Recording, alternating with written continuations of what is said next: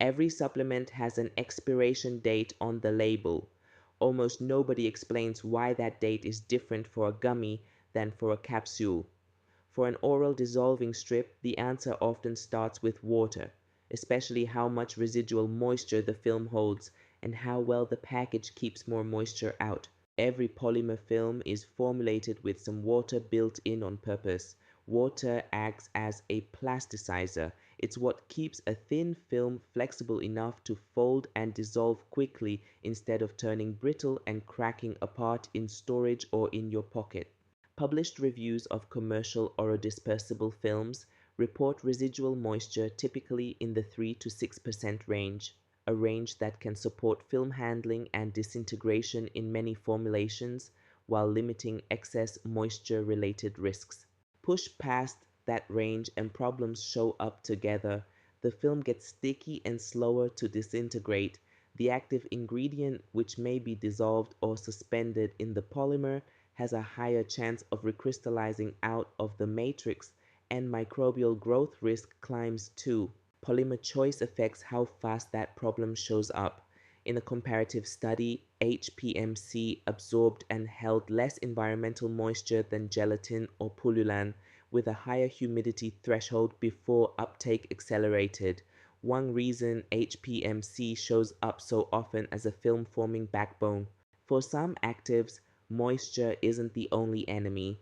A formulation study on an oxidation-sensitive drug in an orodispersible film evaluated antioxidant strategies, sodium metabisulfite paired with a metal-binding synergist like EDTA to improve chemical stability during formulation development. Moisture and oxidation have to be solved together. ICH-style stability testing gives drug products a shared stress test, and it's useful for comparing how different dosage forms hold up. Under ICHQ 1A-R2, long-term storage is commonly tested at 25 degrees Celsius, 60% humidity or 30 degrees Celsius, 65% humidity, while accelerated testing runs at 40 degrees Celsius, 75% humidity, deliberately harsh to surface weak points fast. Gummies fail that test in a specific way because a gummy is a hydrogel, wet by design. Published data found unprotected vitamin C mixed directly into a gummy matrix lost about a fifth of its potency after just 10 weeks of accelerated aging versus under a tenth when microencapsulated first. Separately, a 2023 JAMA analysis of 25 melatonin gummy brands found most weren't even within 10% of their labeled dose. A properly sealed low-moisture film is designed to reduce those water-driven risks because it limits the free water and repeated moisture exposure that can accelerate degradation.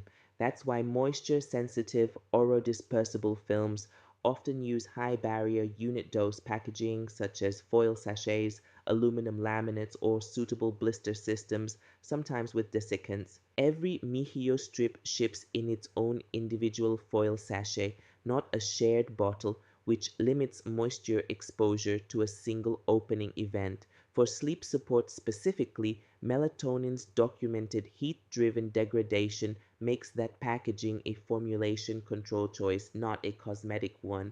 Confirming dose accuracy across shelf life still needs finished product stability testing.